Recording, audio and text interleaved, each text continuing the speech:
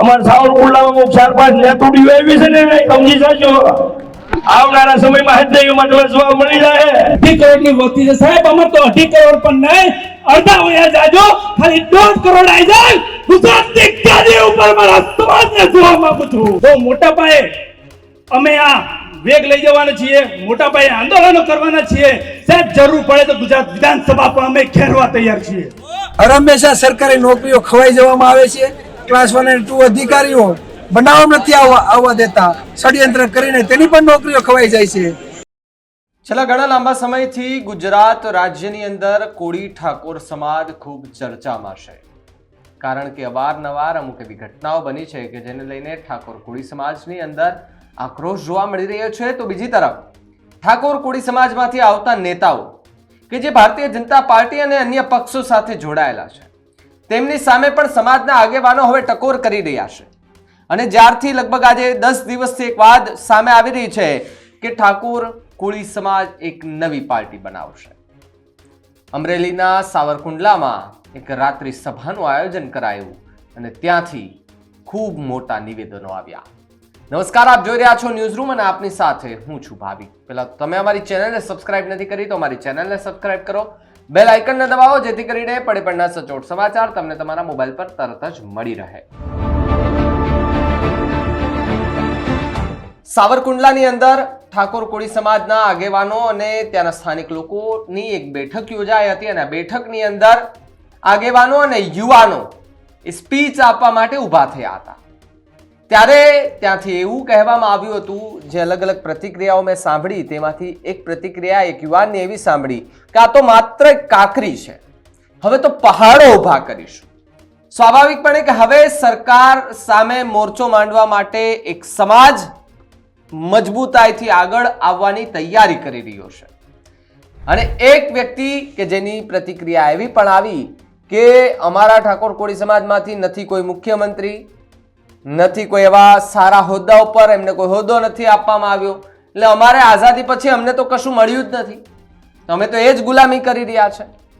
ત્યારે આ સૌથી મોટા જે નિવેદનો સામે આવ્યા સાવરકુંડલામાંથી, અને સાવરકુંડલામાંથી તો એવું નથી કે ભારતીય જનતા પાર્ટીને જ ખાલી ટાંકીને વાત કરી છે. એક વ્યક્તિને તમે સાંભળો જો આગળ, એણે તો એવું કહ્યું છે કે આ નેતુડિયું છે જે એ ભાજપના હોય, કોંગ્રેસના હોય, આમ આદમી પાર્ટીના હોય કે અન્ય ગમે પક્ષોના હોય, એને એટલું જ કહેવું છે કે ભાઈ જોજો જરા. પેલા એ બધી પ્રતિક્રિયા સાંભળો કે જેની અંદર ઠાકોર કોળી સમાજના એ આગેવાનોની મીટિંગ યોજાઈ.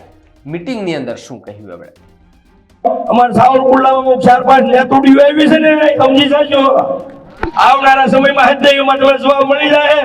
જો આ સમાજને ક્યાંય ગયા નહીં હોય નેતુડીઓ, ભાજપ કે કોંગ્રેસ કે આપ કઈ નહીં કહું છું, એટલે સમજો છો ને? એટલે આ વાતને તમે ધ્યાનથી સાંભળજો. નેતુડિયું તમે એમ કહો કે એડ્રેસ ભૂઈ નાખ્યું, એડ્રેસ મેં તો આ સમાજે કેટલા ને ભૂઈ નાખ્યા છે. હારા નેતા વિધાનસભામાંથી નીકળે તો ગયા છે, એ આ સમાજે પેદા કરેલા નેતાઓ છે. એટલે અમે તો હવે વધારે વાતો નો દેશ છે અને લોકશાહીમાં સૌથી વધુ વસ્તી ધરાવતો સમાજ છે. 2.5 કરોડની વસ્તી છે સાહેબ, અમાર તો 2.5 કરોડ પણ નહીં, અડધા વયા જાજો, ખાલી 1.5 કરોડ આવી જાય. ગુજરાતની ગાદી ઉપર મારા સમાજને જોવા માંગુ છું.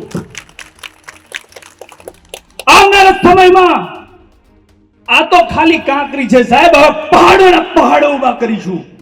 હવે બહુ મોટા પાયે અમે આ વેગ લઈ જવાના છીએ, મોટા પાયે આંદોલનો કરવાના છીએ સાહેબ. જરૂર પડે તો ગુજરાત વિધાનસભા પણ અમે ઘેરવા તૈયાર છીએ.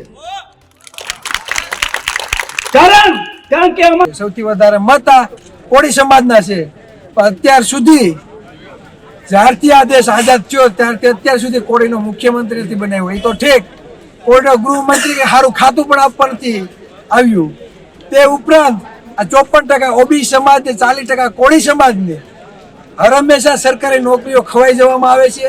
ક્લાસ 1 અને 2 અધિકારીઓ બનાવવા નથી આવવા દેતા, ષડયંત્ર કરીને તેની પણ નોકરીઓ ખવાઈ જાય છે.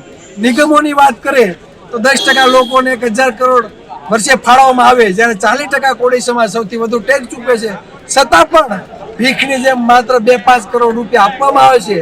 અને આ ગુજરાતમાં આ 40% કોળી સમાજની માત્ર ને માત્ર એક જાતિવાદી માનસિકતા ધરાવી આ સરકાર હંમેશા મત માટે ઉપયોગ કર્યો છે. તો તો આને પહેલા પણ આપણે જોયું છે ઠાકોર સમાજના એક આગેવાન જયેશ ઠાકોર કે જેમણે એક વિડીયોના માધ્યમથી કહ્યું હતું કે આગામી 1.5 મહિનાની અંદર અમે એક નવી પાર્ટીની જાહેરાત કરવા માટે જઈ રહ્યા છે. જો નવી પાર્ટીની જાહેરાત થાય એક સમાજની, અને એમાં તો એમણે એવું પણ કહ્યું છે કે માત્ર આ ઠાકોર કોળી સમાજ પૂરતી પાર્ટી નહીં રહે, ગરીબ મધ્યમ ને જે લોકોનું શોષણ કરવામાં આવે છે એ લોકોની મદદે અમે અમારી પાર્ટી કામ કરે છે. સાથે સાથે મહત્વની વાત એ છે કે અમુક એવા લોકો પણ છે એ જ્ઞાતિના કે જે સારા હોદ્દા ઉપર પણ છે, જેમ કુંવરજી બાવળિયા છે, મંત્રી છે બીજા અન્ય લોકો કે જે ધારાસભ્યના અંદરને બધાના પદ અલગ અલગ છે. પણ જો ઠાકોર કોળી સમાજની એક પોતાની પાર્ટી બને તો જે બીજા અન્ય પક્ષોમાં જોડાયેલા જે નેતાઓ છે એ આમાં જોડાય કે કેમ, તો સમય આવતા જ ખબર પડશે. પણ અત્યારે ગુજરાતનું રાજકારણ ખૂબ ગરમાયું છે ને વિધાનસભાના બધામાં એટલે કે ગાંધીનગરમાં અત્યારે ચર્ચા થઈ રહી છે કે આ પાર્ટી આવશે આપણને તો કંઈ નુકસાન નહીં થાય ને. કમેન્ટ કરીને ખાસ જણાવજો.